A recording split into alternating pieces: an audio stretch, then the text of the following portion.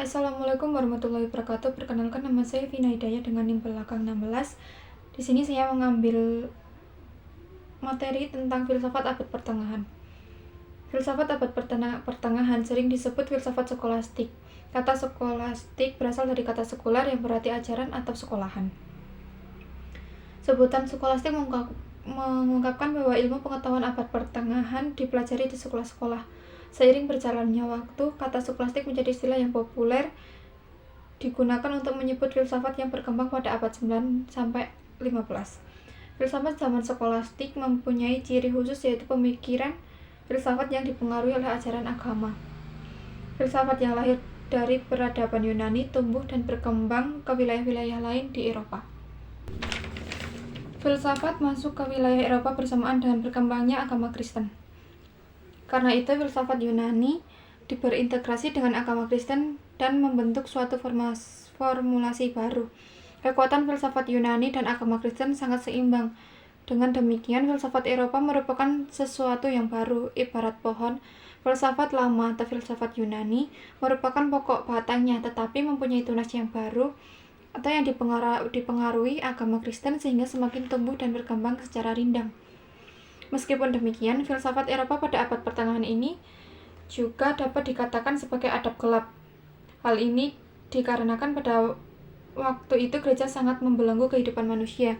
Manusia tidak lagi memiliki kebebasan untuk mengembangkan potensi yang ada pada dirinya. Semboyan yang berlaku bagi ilmu pada abad pertengahan ini adalah Anciassia Theologia atau abdi agama.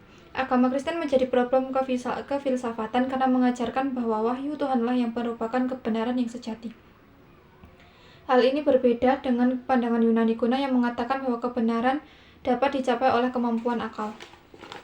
Orang-orang yang sebenarnya memiliki kecerdasan akhirnya tidak memiliki kebebasan berpikir. Terlebih lagi bila terdapat pemikiran yang bertentangan dengan ajaran agama atau gereja. Orang yang mengemukakan pemikiran yang bertentangan dengan ajaran gereja akan langsung mendapatkan hukuman berat. Pihak gereja melarang keras adanya penyelidikan berdasarkan rasio terhadap ajaran agama. Oleh karena itu, kajian terhadap ajaran agama atau teologi hanya boleh dilakukan oleh pihak gereja dengan aturan yang ketat. Orang-orang yang melanggar aturan gereja, mereka akan dianggap murtad dan kemudian akan diadakan pengajaran terhadap orang murtad ini mencapai puncaknya pada masa kepemimpinan Paus Innocentius III di akhir abad 12. Abad pertengahan juga dapat dikatakan sebagai suatu masa yang penuh dengan upaya menggiring manusia ke dalam kehidupan dan sistem kepercayaan yang picik dan fanatik dengan menerima ajaran gereja dengan membabi buta. Oleh karena itu, perkembangan ilmu pengetahuan terhambat. Pada masa ini, gereja sangat mendominasi dengan dalih untuk membimbing umat manusia ke arah hidup yang soleh.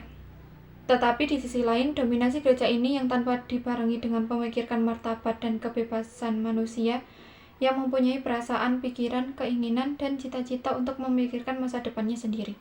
Zaman abad pertengahan ditandai dengan tampilnya para teolog di bidang ilmu pengetahuan.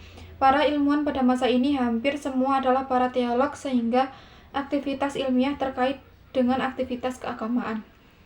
Tokoh yang terkenal adalah Thomas Aquinas. Menurut pendapatnya, semua kebenaran diungkapkan dengan jalan yang berbeda-beda, sedangkan iman berjalan di luar jangkauan pemikiran. Ia mengimbau agar orang-orang untuk mengetahui hukum alamiah atau pengetahuan yang terungkap dalam kepercayaan. Tidak ada kontradiksi antara pemikiran dan iman. Semua kebenaran mulai timbul secara keutuhan, walaupun iman diungkapkan lewat beberapa kebenaran yang berada di luar kekuatan pikir.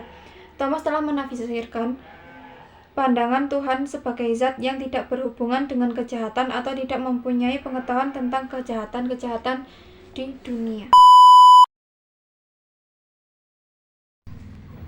Filsafat abad pertengahan sering disebut filsafat skolastik.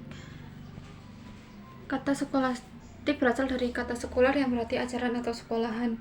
Sebutan ini mengungkapkan bahwa ilmu pengetahuan pada abad pertengahan dipelajari di sekolah-sekolah.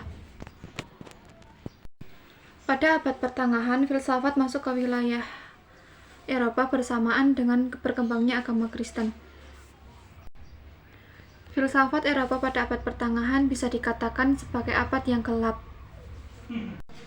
Dikarenakan pada abad pertengahan ini agama Kristen menjadi problem kefilsafatan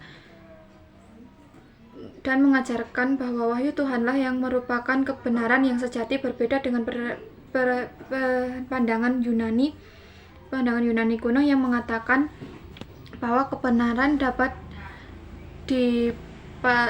dicapai oleh kemampuan akal. Banyak orang yang sebenarnya mempunyai kecerdasan dan pada akhirnya tidak memiliki kebebasan berpikir karena pemikiran mereka bertentangan dengan ajaran agama gereja atau Kristen. Bagi orang-orang yang mengemukakan pendapatnya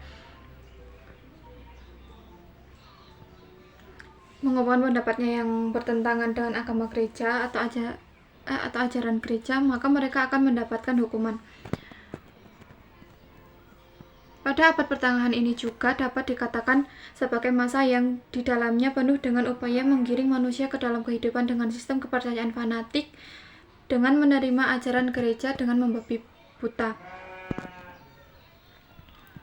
Pada masa ini gereja mendominasi dengan dalih membimbing umat manusia ke arah hidup yang soleh, namun akan tetapi di sisi lain gereja tidak memikirkan kebebasan maupun martabat manusia. Pada abad pertengahan ini juga ditandai dengan lahirnya para teolog di bidang ilmu pengetahuan, dan hampir semua pada zaman abad pertengahan ini adalah para teolog. Salah satu tokohnya yang terkenal yaitu Thomas Aquinas. Menurut pendapatnya, semua kebenaran diungkapkan dengan jalan yang berbeda-beda, sedangkan iman berjalan di luar jangkauan pemikiran.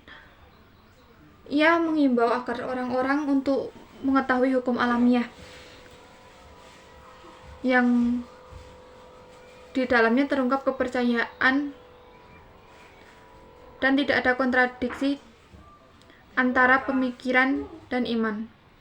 Thomas pun sudah menafsirkan pandangan Tuhan sebagai zat yang tidak berhubungan dengan kejahatan maupun tidak mempunyai pengetahuan tentang kejahatan yang ada di dunia ini. Sekian dari saya, kurang lebihnya mohon maaf. Assalamualaikum warahmatullahi wabarakatuh.